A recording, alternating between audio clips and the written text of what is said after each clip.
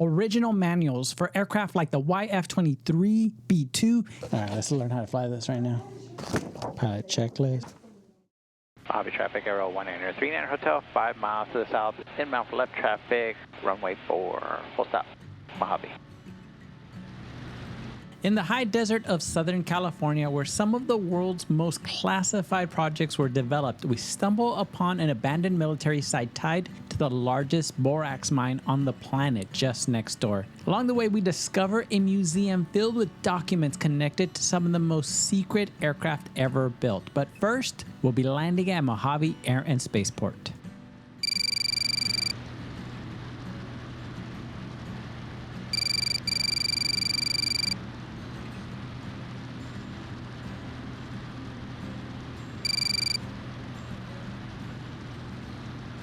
So of course we'll go into some history. So Mojave Air and Space Port opened in 1935 to support local mining. It started as a simple dirt airstrip in the California desert, but everything changed after the attacks on Pearl Harbor. The US Marines took over, transforming it into a major World War II training base. Thousands of personnel were stationed here, and many future fighter aces trained in Mojave skies. At its peak, the base hosted nearly 150 aircraft and even USO shows featuring stars like Bob Hope.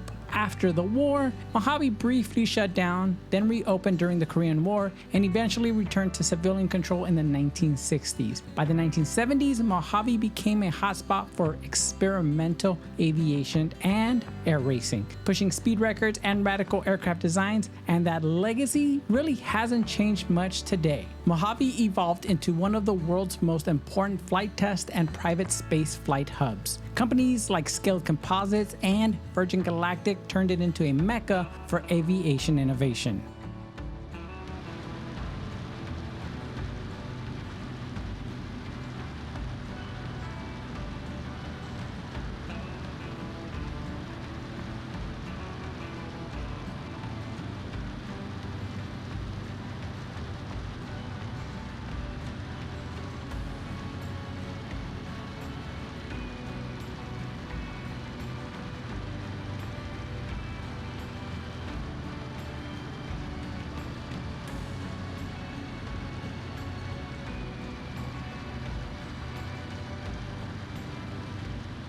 Mojave traffic, Aero 193 Manor Hotel, over the airport, gonna cross runway 4 midfield for a direct left downwind 404.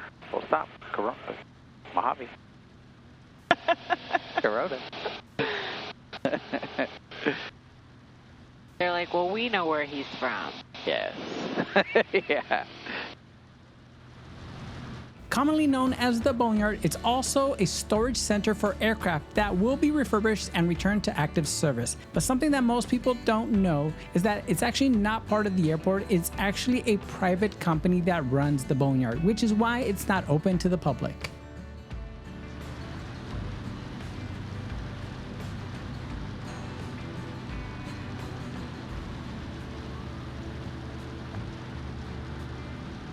Mojave traffic, that's 670 Charlie, 10 miles south side of the airport at 5,700 descending, inbound landing. Mojave traffic, Aero 193 Hotel, entering left downwind, runway 4, Mojave.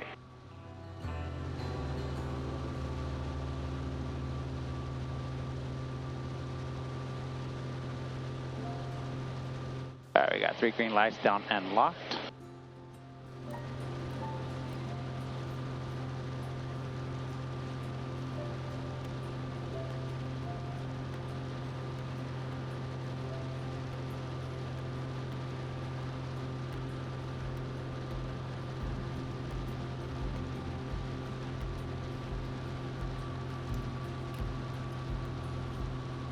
Mojave traffic, Aero 39 Hotel, turning left base for runway 4, Mojave.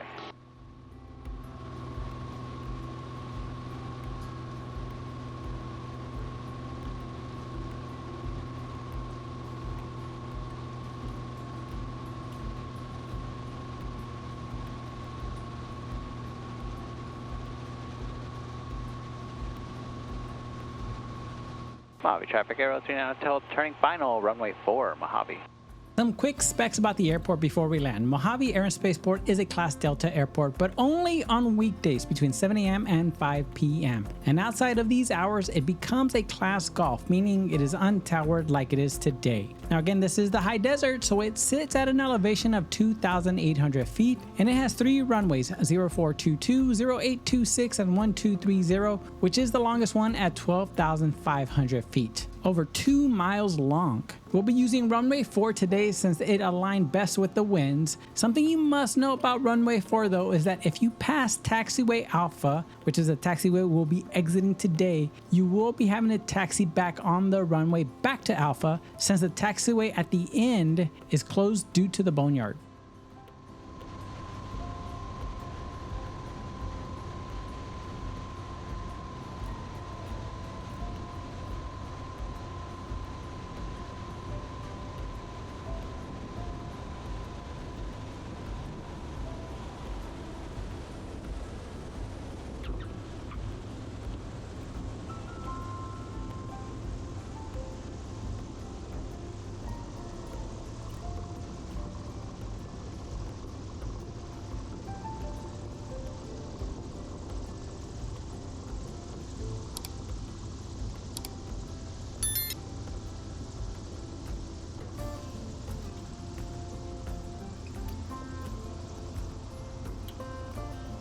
Now, something I realized while editing this footage, and for those of you that have been with us since the beginning, you guys know this is the 3rd time we've come to this airport. But the cool thing is that every time we've landed here, it's been a different runway. We've landed on the 0422, we've landed on the 0826, and the 1230 runways. Pretty cool.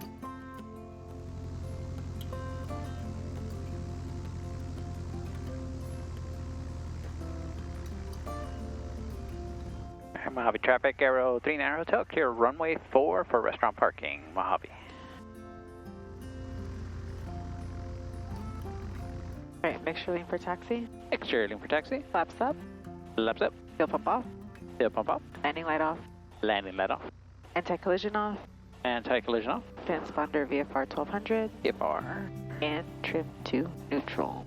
Trim is neutral. There are 3 RNAV approaches, which include runways 30, 22, and 4. It is pretty much guaranteed that you'll probably never do the RNAV 30 since that cuts directly into Edwards Air Force Base restricted airspace. We've heard many times TRACON telling pilots that they can pick up their IFR flight plan after they exit the MOA or the military operation area, which we are definitely inside of currently.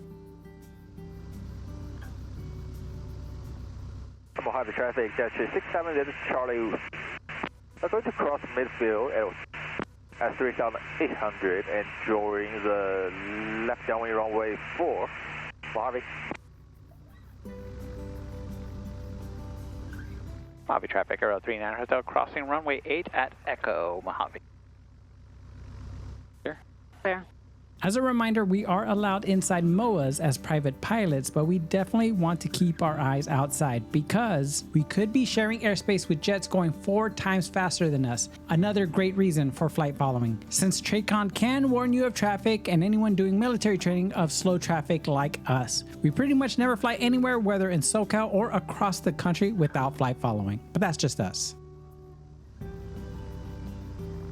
Mojave traffic, Aero 39 Hotel, clear of runway 8 at Echo, Mojave. We'll keep weather simple. It's really hot in the summer where density altitude can reach 6,000 feet or above, and thermals combined with strong winds make for a stressful flight. Always check before going here for the wind forecast because with the surrounding mountains, you'll definitely feel the rotors. Let's just put it like this. There is a reason there are a ton of wind turbines in the area. Thankfully, we have plenty of runway options, but we always ask the question, just because we can, should we? We don't like being bounced around, that's for sure.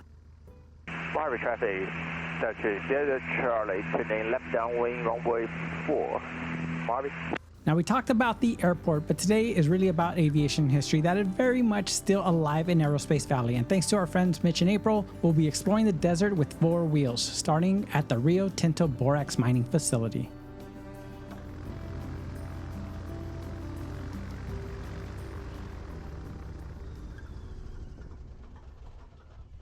Today, we are coming back for a particular reason. Yes. We have some good friends, Mitch and April, who invited us to do something we didn't even know existed. Yeah, it is the largest borax mine in the world, and it's located here in Boron, California, which is not too far from where we are at Mojave Airport. Right. It's kind of like adjacent to it, right? It is, yeah. Yeah. And you might be wondering, well, what does that have to do with aviation? There is a connection. And we'll let you guys know once we get there. It's very exciting. It's a huge connection. Let's just say it's top secret. Yes. We're going to go eat first, show you what we eat, because I know you guys like the food. We can show everything we ate. Let's go do that so we can not waste time here and do all the time over there at the Borax. Is it called the Borax mining? Mm-hmm. Oh, nice. All right. So we'll see you guys over there. All right. See you guys. Before heading out, we made a quick stop at the Voyager restaurant. Bacon and eggs for Irene. And steak and eggs for me. Simple, but it's exactly what we were going to need to stay fueled up today. From there, we got on Highway 58 eastbound heading towards Boron. And then we started to see it.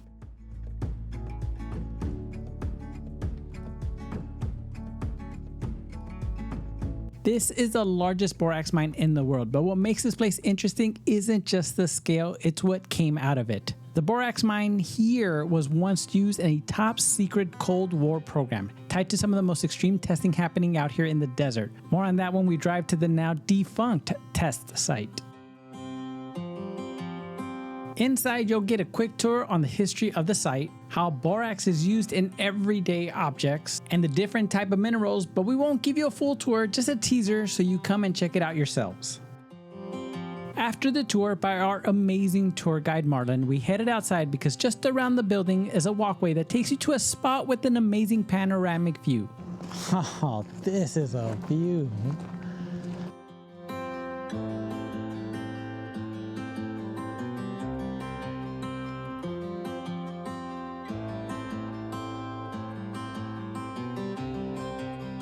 And we do mean panoramic, a full 360, where you can even get an amazing view of Lumen Ridge, an important Air Force rocket testing laboratory. Officially, it's still active. This almost wraps up our day here, but before leaving, we want to check out the biggest tires we've ever seen. And of course, we had to get some souvenirs for the road, which this site puts here specifically for visitors to take. Now it's time to head to that old testing site that was so top secret there was very little information we could find on it. Today, it's just remnants and speculation. Just beyond the borax mine, we found this.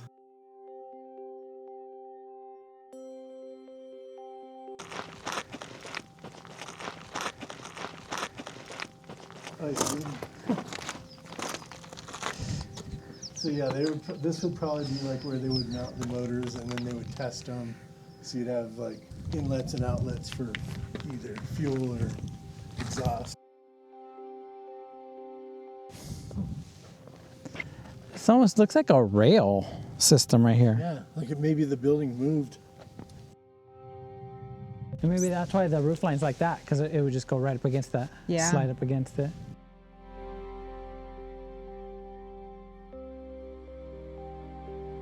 No signs, no markings, just fragments, rails in the ground,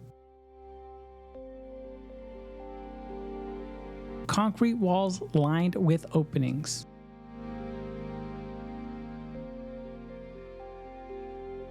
And a massive blast wall. We didn't know exactly what we were looking at, but it was built for something important, top secret.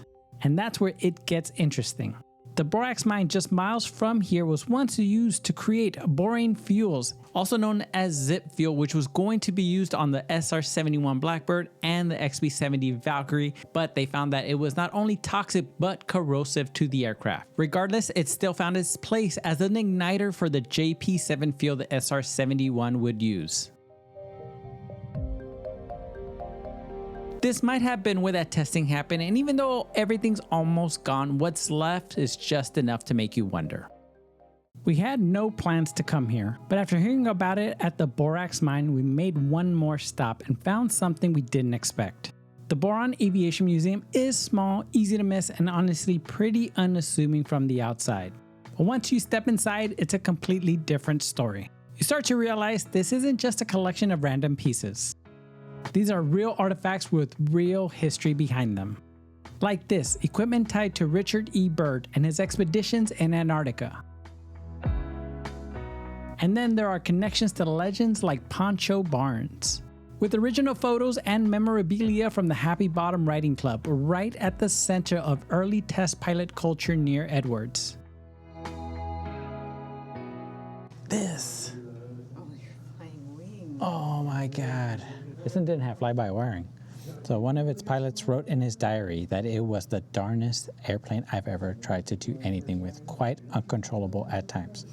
His name was Captain Glenn W. Edwards. Edwards.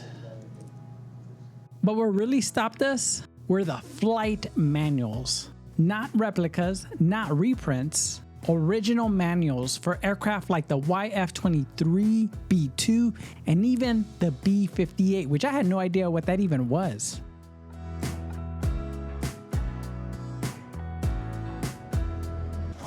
You got in. Oh, that is cool. Oh, it says unclassified. Oh, so the good stuff's not in there. That's not in here. Pilot checklist. That's so cool. Whoa. All right, let's learn how to fly this right now.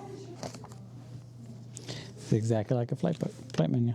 Normal procedures, emergency procedures. These are the kind of documents you'd expect to see locked away, not sitting quietly in a small museum in Boron. Edwards Air Force color photos. Oh! These are like originals. Yeah. Bone F-16. These little museums are gold. Yeah, they are. We wanted to see what else we could find.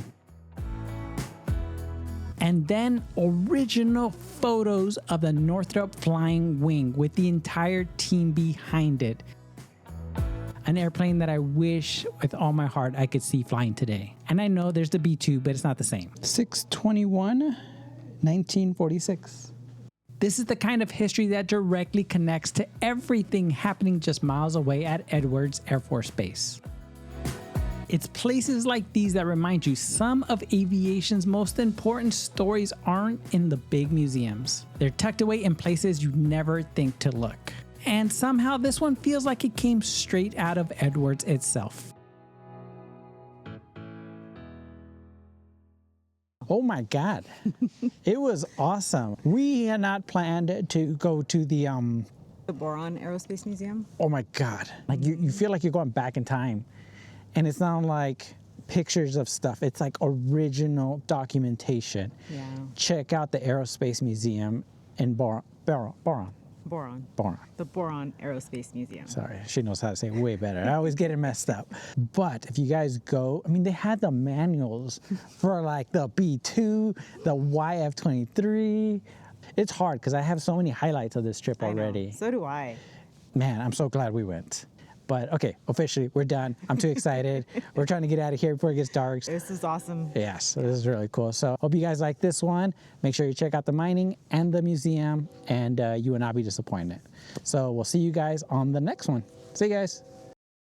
We had no idea how much history is still out here in the desert. Stuff you can literally drive to. And I always think about this. At some point right where we were standing, there was probably an engineer or scientist testing something that ended up having a huge impact on the world we live in today. That level of intelligence is on another level. How do you go from finding a mineral in the dirt to turning it into a fuel that could have been used to propel the fastest, most top secret aircraft in existence? Then, as we taxi out, we can't help but wonder what what innovation is happening inside these hangars. And the high desert is definitely like a duck. On the surface, everything seems calm, quiet, peaceful, but underneath, there are projects like NASA's X-59 trying to achieve quiet supersonic, to Northrop Grumman's B-21 Raider is 6th generation stealth bomber. Again, those are the ones that we know about. Think of it like this. The B-2 bomber, one of the most guarded aircraft of today, started development in 1979. That's almost 50 years old. Now imagine what they're working on today, especially in places like Edwards Air Force Base and Groom Lake, which is where the F-117 was first tested.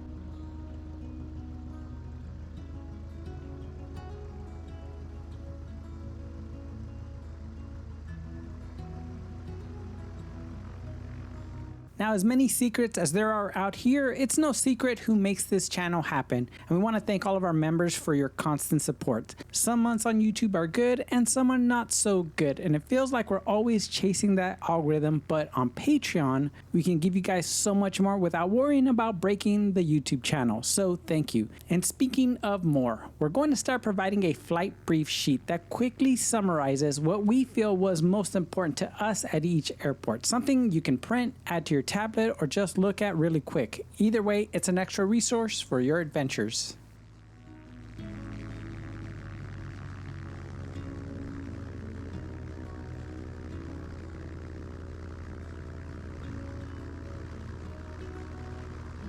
Mojave traffic, Aero 19039 Hotel, taking runway 8 for right crosswind departure, Mojave. We want to finish this off with first thanking our friends that made this happen, Mitch and April, for being extremely gracious, driving us throughout the high desert, and then still having to drive all the way back home in San Diego. So glad you guys decided to do it over 2 days, or we'd feel extremely guilty. We also want to thank Marlon at the Borax mining facility for an amazing tour. Again, make sure Marlon is working. It'll be completely worth it. He's a Borax genius. And finally, if we lived closer to Boron Aerospace Museum, we'd be volunteering there all the time to update their archives. We couldn't believe how many original photos, documents they had. It was truly a goldmine. Every time we think we know so much about Aerospace Valley, we realize we know so little, and that's what makes it such an amazing area. When we started flying, I'll be honest, we had no idea what legendary shoulders we stood on right here in Southern California to be able to fly our little Piper Arrow Hannah, especially out in the desert where even though much is gone, there's still so much history yet to be discovered.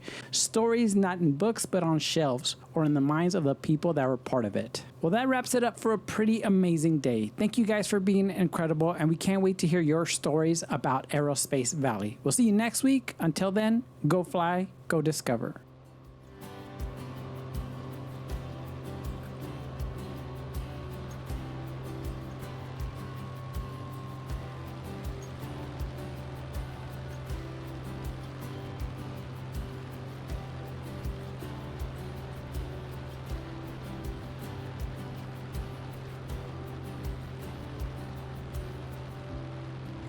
Mojave traffic, Aero 39 Hotel, making a right crosswind, runway 8, Mojave.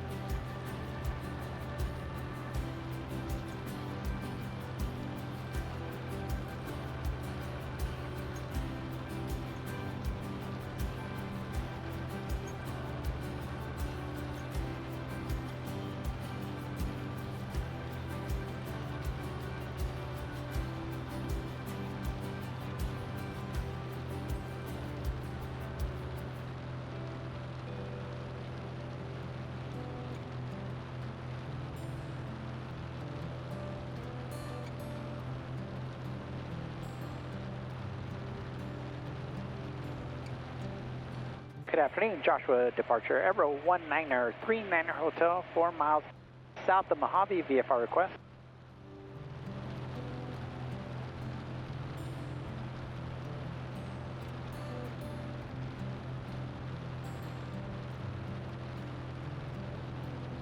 November 19039 Hotel, Joshua approach the Palmdale altimeter 3020, set request.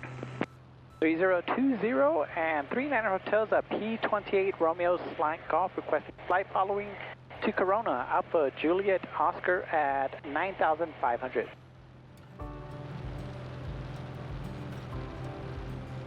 November 39 Hotel, squawk 4714. 4714, 39 Hotel. That's your approach service 22 Tango Lima, level 8,500.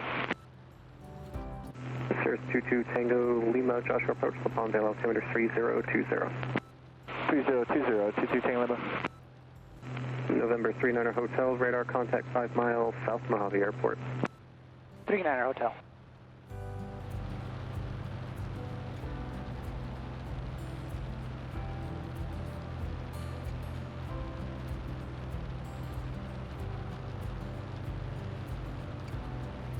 And approach Sport Cruiser 43 Sierra Charlie is requesting 7,500.